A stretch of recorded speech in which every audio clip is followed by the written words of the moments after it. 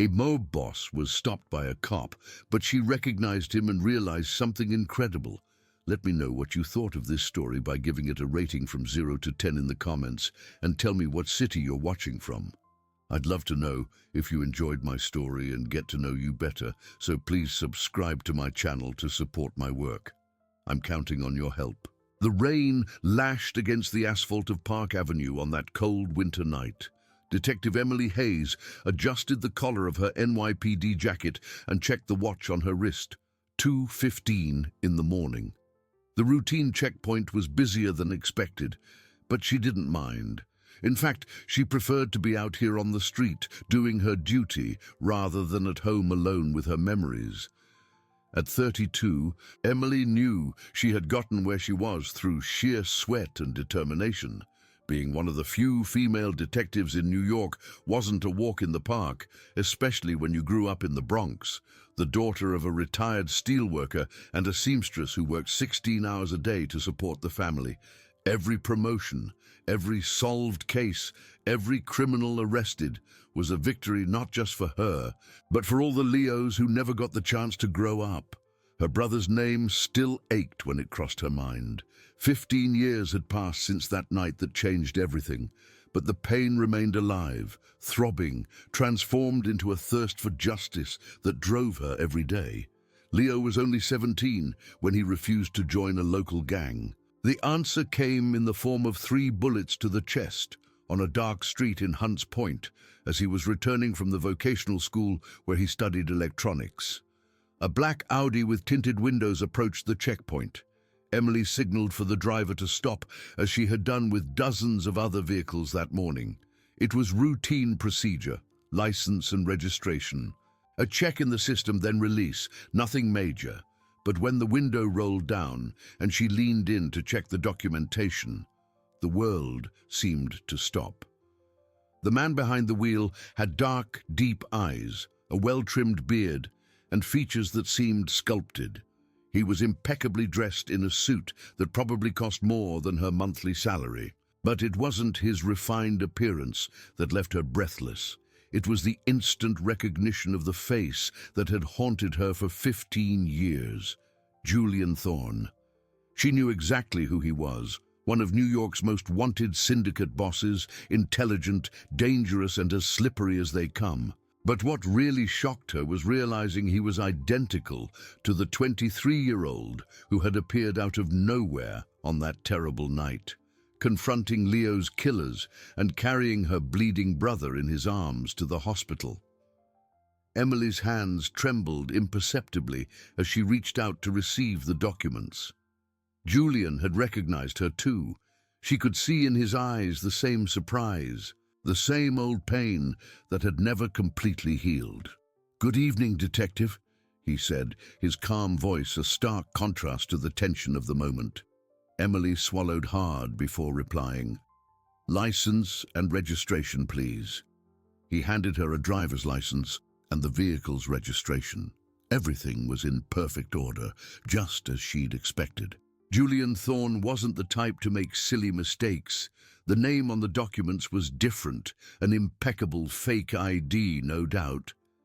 As she checked the papers with hands she forced to remain steady, Emily couldn't stop remembering that night. She remembered the desperation in her 17-year-old voice as she begged him to save Leo. She remembered how he had stayed at the hospital all night, a complete stranger, holding her hand as they waited for news that never came. She remembered the note he left before disappearing. "I'm so sorry. I'll get justice for Leo." And now here he was, on the other side of the law, transformed into the very type of criminal she had sworn to fight. "Everything's in order," she finally managed to say, returning the documents.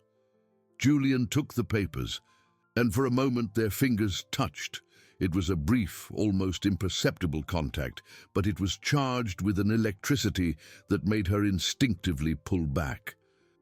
"Thank you, Detective Hayes," he said, pronouncing her last name in a way that made it clear he also knew exactly who she was. The Audi drove off into the rain, leaving Emily standing in the middle of the avenue, her heart racing and her mind in a whirlwind. Her patrol partner approached, noticing her altered expression. "Everything okay, detective? You look pale." Emily shook her head, trying to compose herself.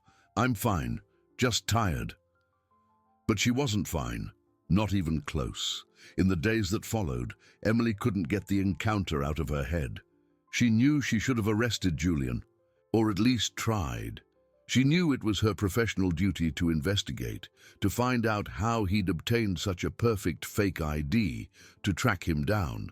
But every time she thought about taking action, she remembered that desperate young man carrying Leo in his arms, the tears in his eyes when the doctor pronounced him dead. How could someone who had shown so much compassion, so much humanity, become a criminal? And more importantly, what kind of cop was she if she couldn't separate her personal feelings from her professional duty?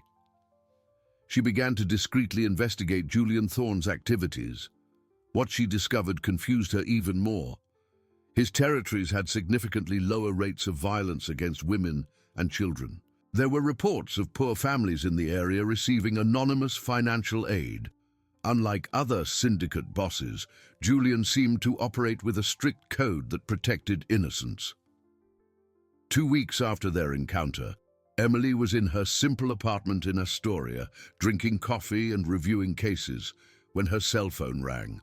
Unknown number. "Hello. Detective Hayes, it's Julian Thorne."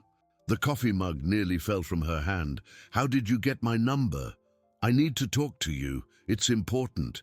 I should be arresting you, not talking to you on the phone. I know, and you know that if you wanted to arrest me, you would have tried that night at the checkpoint." Emily fell silent. He was right. A war is starting, detective, and you're in the middle of it, whether you like it or not. Your colleagues aren't all the saints they appear to be. What are you talking about?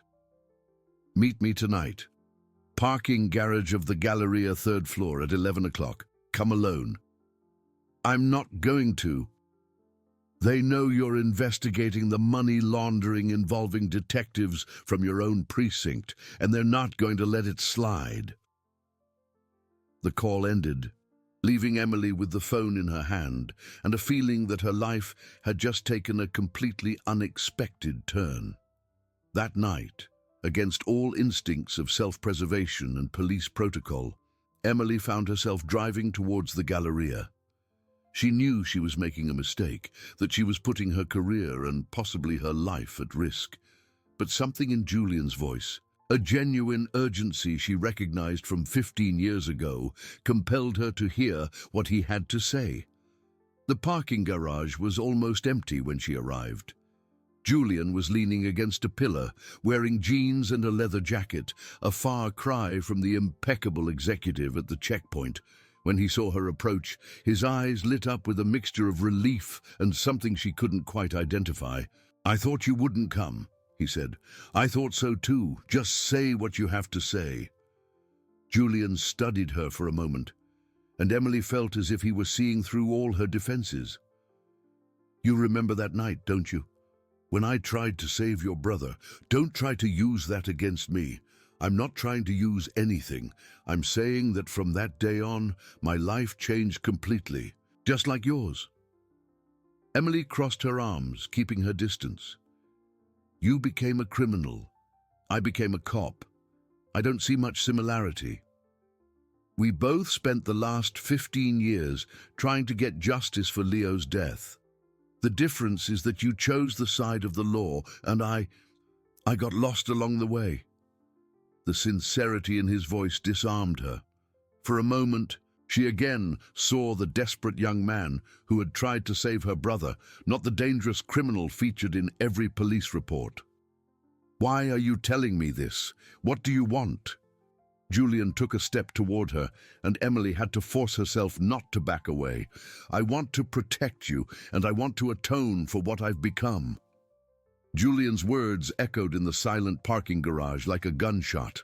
Emily stared at him, trying to decipher if this was just another manipulation or if there was genuine sincerity behind his confession. The cold August wind cut between the cars, carrying the smell of imminent rain and the palpable tension between them. Protect me from what exactly? She asked, keeping her voice steady despite the whirlwind of emotions she felt. Julian ran a hand through his hair, a gesture she remembered him making 15 years ago when he was nervous at the hospital. Some habits never changed. Captain David Miller, you know him? Emily felt a chill run down her spine. Miller was her direct superior, a respected man in the department with an impeccable 25-year career. I know him. What about him? He's been laundering money through shell companies for at least 5 years, and he found out you've been digging into suspicious accounts that lead straight to him. That's absurd. Miller is one of the most upstanding cops Last Friday, at 3 in the afternoon, he met with one of my former business partners at the restaurant in the Unique Hotel. They discussed how much it would cost to make your investigation stop. When they learned you don't take bribes, they moved on to Plan B. Emily felt her blood run cold. What Plan B? An accident. Very convenient, very convincing. The overly honest detective who died in the line of duty, a victim of the urban violence she fought so hard against. Julian took an envelope from the inner pocket of his jacket and handed it to her. Emily hesitated before taking it. Inside were grainy photos, clearly taken from a distance, but sharp enough to show Miller at a restaurant table with 2 men she didn't recognize. These photos don't prove anything, she said, though she knew she was lying to herself. The body language in the conversation seemed too intimate to be casual. No, they don't, but this does. Julian handed her another, thicker envelope. Bank statements, audio recordings, transfer records, everything you need to start an official investigation. Emily opened the second envelope with trembling hands. The documents were damning, transfers of amounts incompatible with Miller's salary, recorded conversations about security fees and monthly quotas. It was enough evidence to open an inquiry and possibly destroy her superior's career. Why are you giving me this? What do you gain? Julian took another step closer. Now she could smell his cologne, something expensive and discreet that matched the sophisticated image he cultivated. I already told you, I want to atone, and... He hesitated, as if the next words were difficult to say. I haven't been able to get you out of my head for 15 years. The girl who cried on my shoulder at the hospital, who thanked me for trying to save her brother. You became everything I should have become. Emily's heart raced, but she forced herself to maintain her professional composure.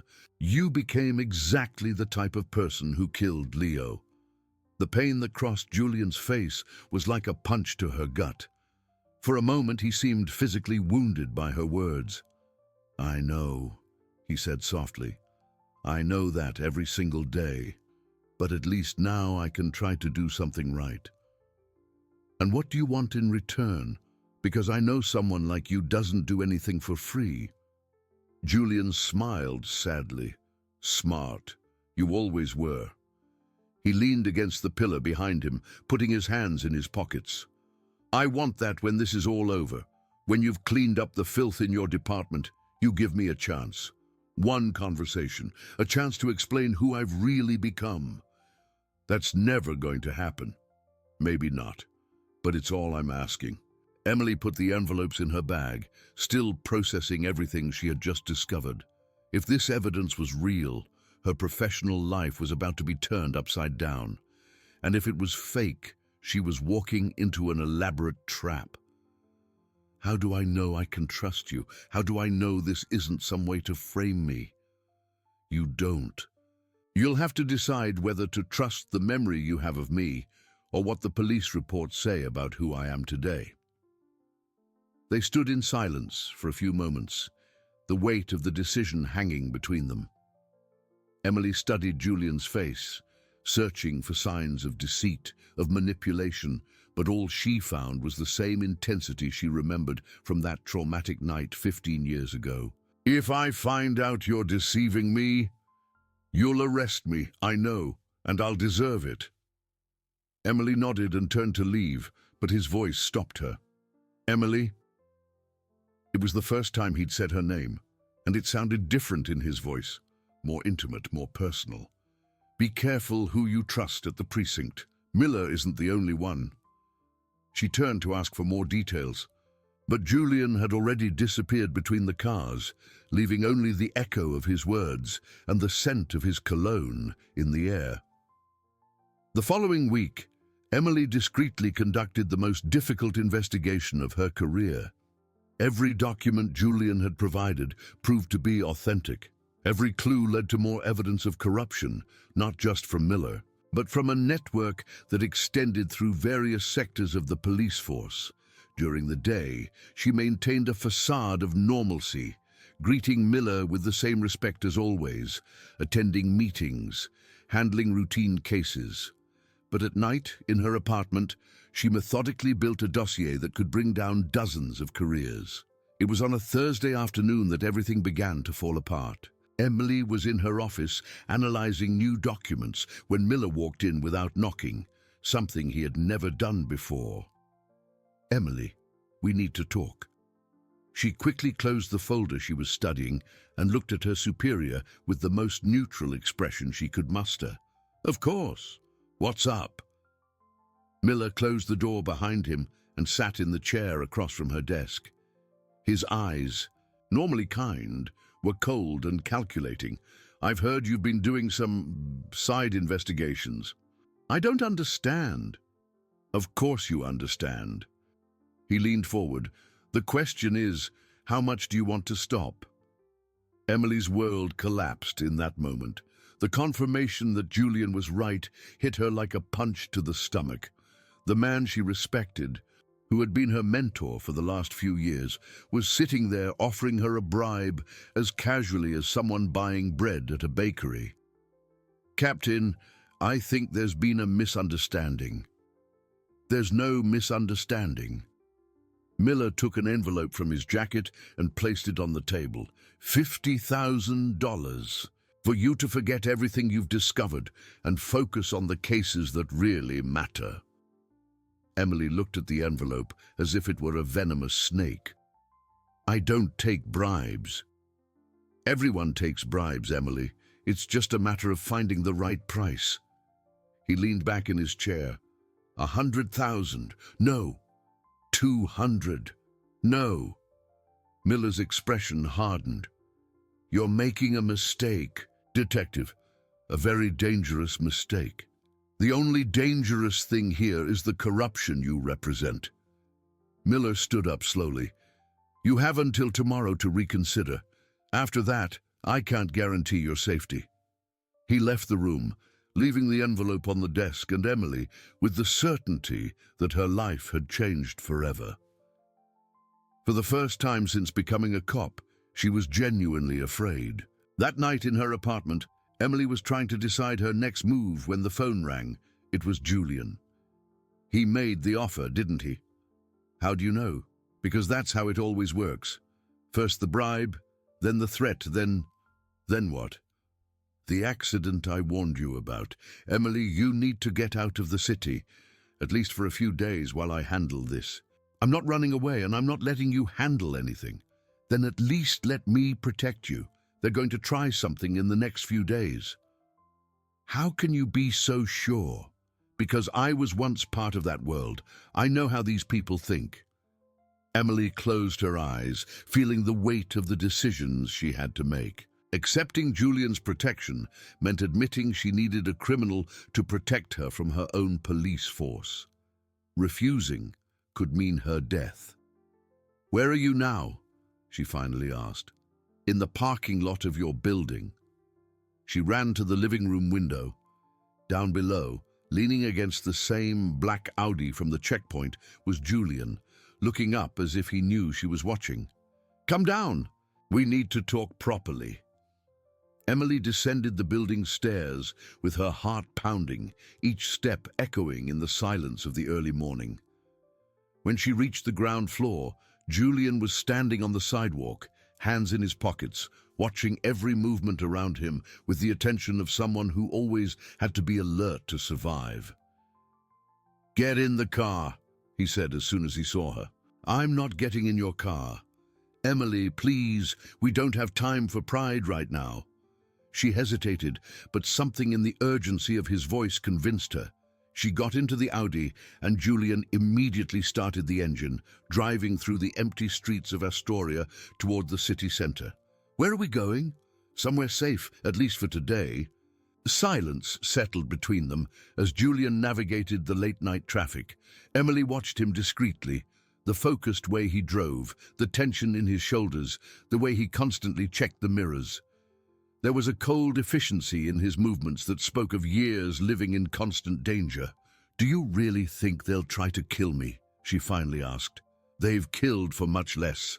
The scheme you uncovered moves millions a year. They won't let an honest detective ruin everything." Julian parked in front of a residential building in Greenwich Village. It was discreet, with no doorman, the kind of place that went unnoticed. He led her to an apartment on the 4th floor, simply but comfortably furnished. "Is this where you live?" Emily asked, noticing the bookshelf filled with books and the paintings on the walls. "One of the places. I have several. You never know when you'll need to disappear." She walked through the living room, observing the details. There were books on philosophy, history, classic literature, classical music records organized by composer. It was the environment of a cultured, refined person, completely different from the image she had of a syndicate boss. "Not what you expected?" Julian asked, noticing her expression. "Definitely not." She took a book from the shelf. The Count of Monte Cristo. Dumas. Interesting choice. A story about revenge and redemption seemed appropriate. Emily turned to face him. "So is that what you are? A modern-day Edmond Dantes?" Julian smiled sadly. "Maybe. But unlike him, I don't know if I deserve redemption." "Why do you do this, Julian? Why did you choose this path?" He sat on the sofa, running his hands over his face. For a moment he seemed much younger, almost vulnerable. "After Leo died, I became obsessed. I spent days finding out who the killers were, where they lived, how they operated. When I finally found them..." He paused, as if the next words were hard to say. "I killed them, all three, with my own hands." Emily felt a chill run down her spine. But it wasn't fear. It was something more complex, a mixture of horror and a primitive satisfaction that scared her. After that, there was no turning back. The local gang was impressed with my efficiency. They offered me protection, money, power, and I accepted because I no longer saw the point in trying to be an honest citizen in a world that kills innocent kids. But you could have chosen differently. I could have. But I was angry, Emily, so angry. And in the criminal world, anger can be turned into opportunity. Julian got up and went to the window, watching the street below. "In the early years, I was brutal. I did whatever it took to climb the ranks, but over time I started to understand that I could do things differently." Differently how? By protecting those who need protection, never involving innocence, never allowing my men to hurt women or children. He turned to her. "Every child I protected, every family I helped, was my way of honoring your brother's memory." Emily sat down heavily on the sofa. "That doesn't justify." "No, it doesn't. Nothing justifies the choices I made. But maybe it explains why I couldn't forget you all these years." They were silent for a few minutes, the weight of his confessions hanging between them. Emily tried to process everything she had discovered about Julian, about Miller, about her own life that had been turned upside down in a matter of days. "What do you expect from me?" she finally asked. "For you to let me protect you while you decide what to do with the evidence I gave you? And after, I disappear from your life, if that's what you want." Emily studied his face, looking for signs of a lie. But all she saw was raw sincerity. a vulnerability that completely contrasted with the image of the dangerous criminal. "Why should I trust you?" Julian walked over to her, stopping just inches away. "Because 15 years ago, when you were just a scared girl in the hospital, I promised I would get justice for Leo. And that's what I'm trying to do now." His proximity was affecting her in a way she didn't want to admit. She could feel the warmth of his body, the scent of the cologne that had been etched in her memory since their encounter in the parking garage. "This is crazy," she murmured. "What is?" "All of this. Being here, trusting you, feeling." She stopped, realizing she was about to reveal more than she intended. "Feeling what?" Emily moved away from him, going to the window. Outside, New York pulsed with its nightlife, indifferent to the drama unfolding in that apartment. Confused, lost, like everything I've believed in until now is being questioned. Julian came up behind her but kept a respectful distance. "I understand that feeling." "You do?" "I spent 15 years building an image of who I was, of what I represented, and ever since I saw you at that checkpoint, it all started to fall apart. You remind me of who I used to be, of who I could have been." Emily turned to him, and for the first time since they reconnected, she allowed herself to really look into his eyes. There was pain there, regret, but also something more, something that made her want to. Julian's phone rang, breaking the moment. He answered quickly, his expression shifting to high alert. "We have a problem," he said after hanging up. "Miller found out where you live. There are men heading there now. My neighbors. They won't touch the neighbors. It's not their style. They'll make it look like you were the victim of a robbery." Emily felt her legs go weak. The reality of the danger she was in hit her like a slap in the face. "What do we do now?" "Now you have to choose. You can try to handle this through official channels, risking that other corrupt cops will cover it up before it reaches anyone trustworthy. Or you can let me handle this my way." "What's your way?" "You don't want to know." Emily closed her eyes, feeling the weight of the most difficult decision of her life. Accepting Julian's help meant crossing a line she never imagined she would cross. But refusing could mean her death and the end of any chance to expose the corruption in the police force. "If I accept your help, does that make me an accomplice?" "It makes you a survivor." "And what do you want in return?" Julian approached her again, this time placing his hands gently on her shoulders. "I already told you. A chance. A chance to show you there's still something good in me." Emily looked into his eyes and saw the same young man who had tried to save her brother 15 years ago. She also saw the man he had become with all his contradictions and complexities. "All right," she said finally, "but we have to do this right. No unnecessary deaths, no gratuitous violence." "No unnecessary deaths," he agreed.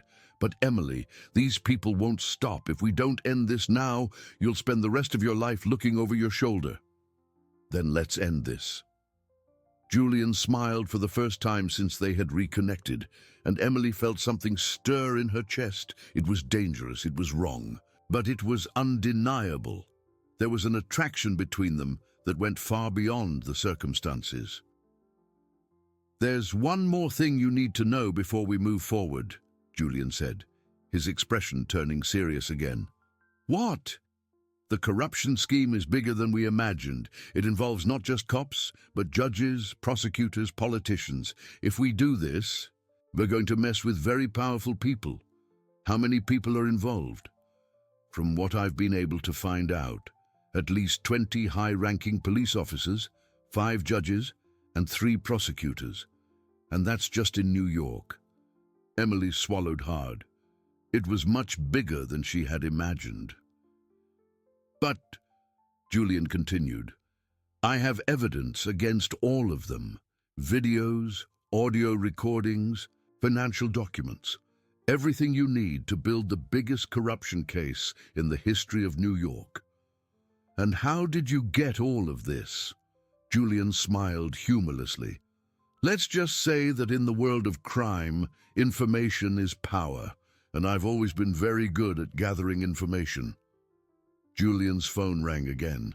This time the conversation was brief and tense. We have to leave, now, he said as soon as he hung up. Why? Because they found out you're not at home, and now they're looking for you. They left the apartment through the emergency exit, Julian guiding Emily through corridors and exits she didn't even know existed. There was a military precision to his movements, the result of years of evading pursuits and ambushes. In the building's basement, a different car was waiting for them, a common silver Honda Civic that wouldn't attract attention. "Where are we going?" Emily asked as she settled into the passenger seat. "We're going to settle this once and for all," Julian replied, starting the engine. They drove in silence through the deserted streets of New York, the tension between them mixed with a different, more intense energy. Emily realized that every mile driven was taking her further from the life she knew and closer to an unknown territory where the rules were different. "Julian," she said when they stopped at a red light, "if we do this, there's no going back."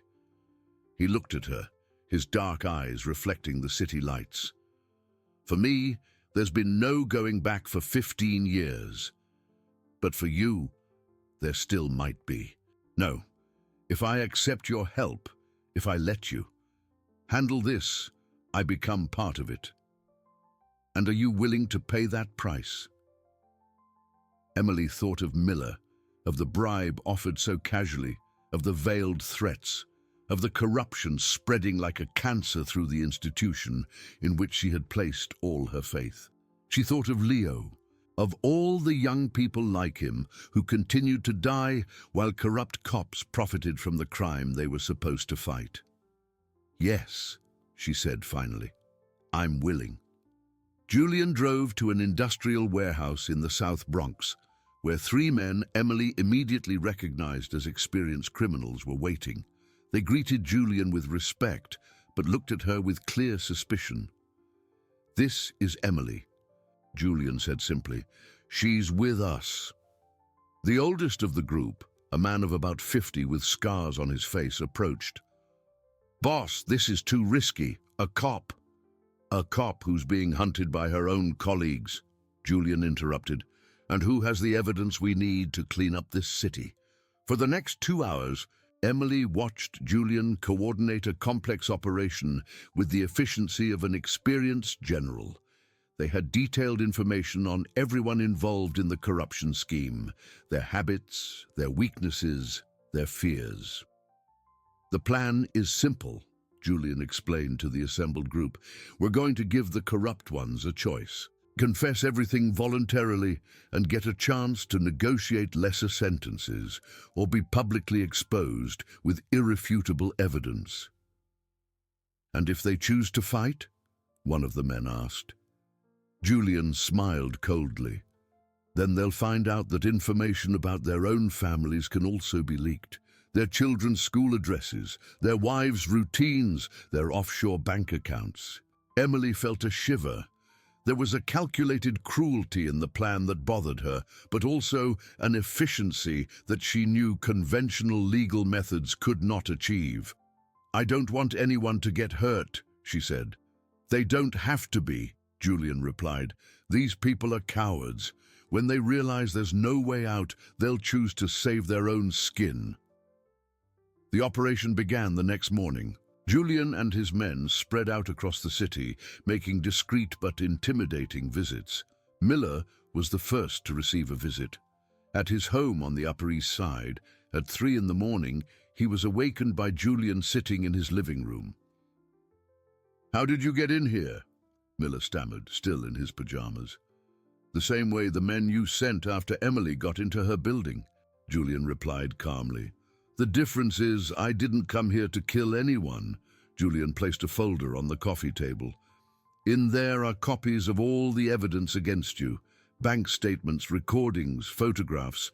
Tomorrow morning you're going to the district attorney's office and you're going to confess everything. And if I don't, then at 9 in the morning, this evidence will be on the desk of every investigative journalist in New York, and your children will find out, along with the rest of the city, what kind of man their father really is. Miller turned pale. You can't. I can and I will. The choice is yours. Confess voluntarily and negotiate a lesser sentence or be publicly destroyed. The same scene was repeated in 12 other homes that night. Judges, prosecutors, captains all received the same visit, the same ultimatum, the same choice. Julian had evidence against all of them and the certainty that his plan would work. At 6 in the morning, Emily and Julian were sitting in a 24-hour diner in the village, waiting for the results. She hadn't slept at all, but she felt strangely energized. Do you think it will work? She asked. It will work. These people are only brave when they think they have power. When they realize they're vulnerable, they turn into scared rabbits. Julian's phone started ringing at 7:30. It was his men confirming that the first targets were already on their way to the DA's office. Miller was seen entering the building at 8 in the morning, carrying a bulky folder.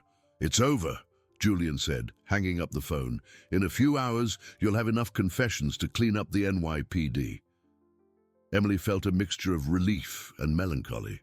And now you go back to your life. You'll be promoted.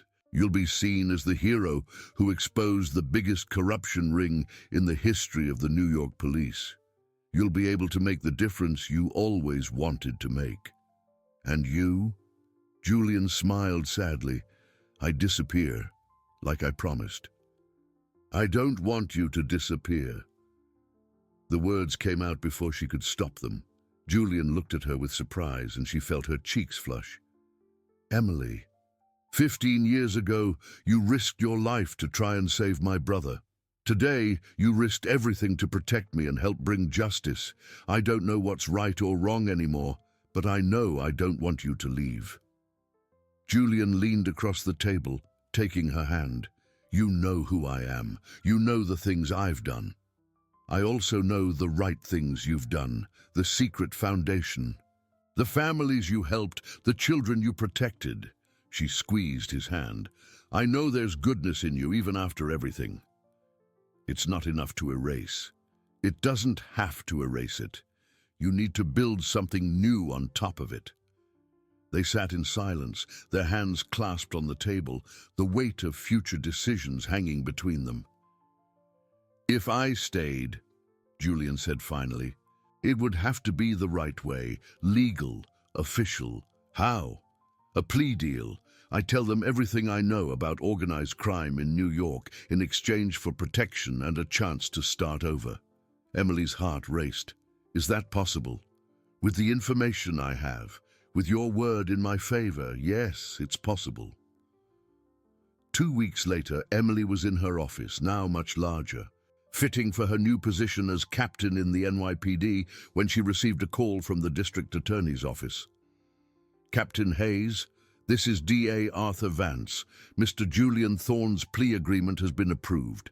He'll be in federal protection for the next 2 years, but after that, he'll be a free citizen with a new legal identity. Emily closed her eyes, feeling a mix of relief and anticipation. Thank you for letting me know. There's one more thing. He requested that I personally deliver a letter to you. The DA arrived an hour later with a simple envelope. Emily waited for him to leave before opening it. Emily, for the next 2 years, I'll be in federal protection, helping to dismantle criminal networks across the country. When I get out, I'll be a different person, legally and, I hope, morally. If, when that happens, you still want to give me a chance, I'll be waiting on the bench in Central Park where we used to meet as kids. Thank you for showing me there was still hope for me. With love, Julian. Emily folded the letter carefully and put it in her drawer. 2 years seemed like an eternity, but she had waited 15 years to understand who Julian really was. She could wait 2 more to find out who they could become together. 2 years and 3 months later, on a sunny October morning, Emily was walking through Central Park when she saw a familiar figure sitting on the bench she knew so well. Julian was there, thinner, with a few grey hairs that weren't there before, but with the same intense eyes that had captivated her since that first night. He stood up when he saw her approach, a nervous smile on his face. "I thought you wouldn't come," he said. "I always keep my promises," she replied, stopping a few inches from him. "I'm a different person now, completely legal, completely clean. I know, I've followed all the cases you helped solve. And you? How are you?" Emily smiled. "Better. The police force is better. New York is better. Thank you for what you did." Julian took a step forward. "Emily, I love you. I think I always have. Ever since that night in the hospital when you thanked me for trying to save Leo. I love your strength, your integrity, your ability to see good even where it seems not to exist." "I love you too," she answered without hesitation. "I love the man you always were deep down, even when you got lost. I love the man you've become." As they kissed there in the park, with the October sun warming their faces, Emily felt she had finally come full circle. The pain of losing Leo had transformed into the strength to do good. The thirst for justice had found a partner who understood both darkness and light. And love had grown in the most unlikely of circumstances, proving that redemption was possible for anyone willing to fight for it. 6 months later, Emily Hayes Thorne walked in a white dress toward the altar of a small church in the Bronx, where Julian awaited her with a smile that couldn't fit on his face. In the front row was the family she had built over the years, colleagues, former partners, people from the communities she had helped. And there, represented by a photo in the front row, was Leo, finally at peace, knowing that his death had planted the seeds of something good and lasting. The story that began with violence and pain had transformed into love and hope. And when Julian and Emily kissed as husband and wife, they both knew they had found not only each other, but the best version of themselves. If you enjoyed this video, please subscribe to my channel. I promise to bring you videos every day that will make your life happier. Let me know what you thought of my story by giving it a rating from 0 to 10, and thank you so much.